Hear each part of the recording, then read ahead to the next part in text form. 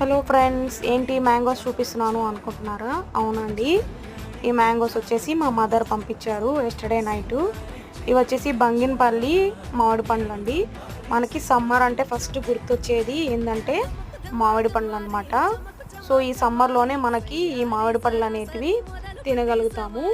మళ్ళీ ఇంకా next winter సీజన్లో అలా అంతా ఉండవన్నమాట.